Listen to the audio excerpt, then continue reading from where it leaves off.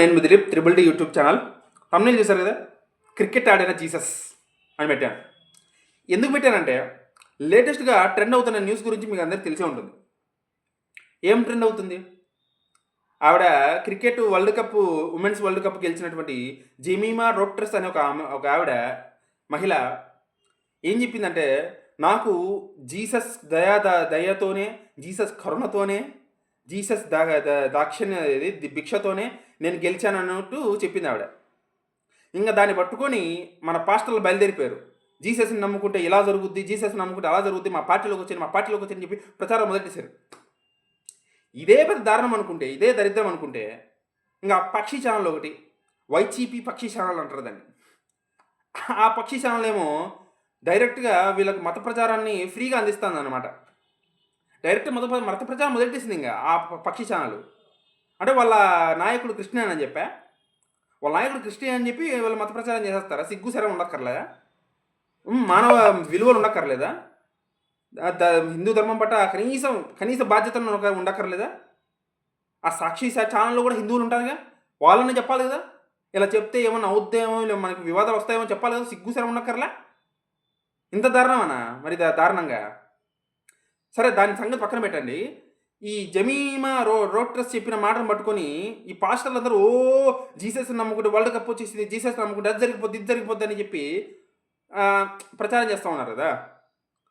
మరి 2011లో ధోని ఎవరి దయతో మనకి వరల్డ్ కప్ తీసుకొచ్చాడు?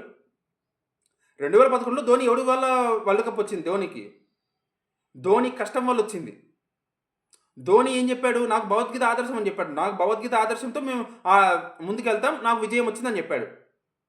మరి జీసస్ ధోనిని ఆపలేదే? వరల్డ్ కప్ తీసుకురాకుండా.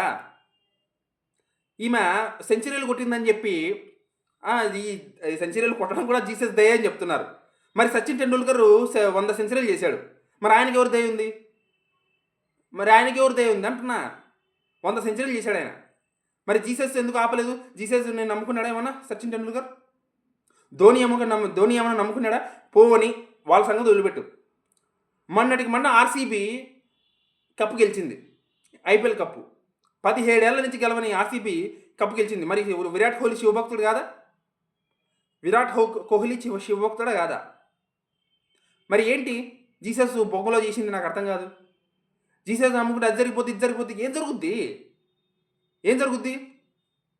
మరి ఆస్ట్రేలియా మొత్తం క్రిస్టియన్లే కదా, మరి ఆస్ట్రేలియా ఎందుకు ఓడిపోయింది?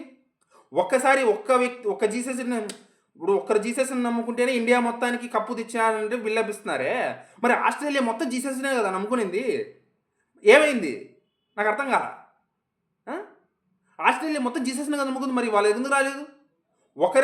ఒక్క వ్యక్తి నమ్ముకుంటేనే మనకి ఒక కప్పు వస్తే వాళ్ళ కోట్ల మంది నమ్ముకుంటారు. మరి కోట్ల కప్పులు రావాలి కదా వాళ్ళకి, మరి ఎందుకు రాలా? ఆలోచించాలి. కొంచెమైనా బుద్ధి ఉంటే అలా అర్థమవుతుంది. వాళ్ళకి అవి లేవు అనుకోండి, ఎలాగో ఈ పక్షి ఛానల్కి లేవు, ఆ పాస్టర్కి లేవు, ఇప్పుడు చెప్పిన ఈవిడికి కూడా లేదని అర్థమైంది నాకు. జై హింద్.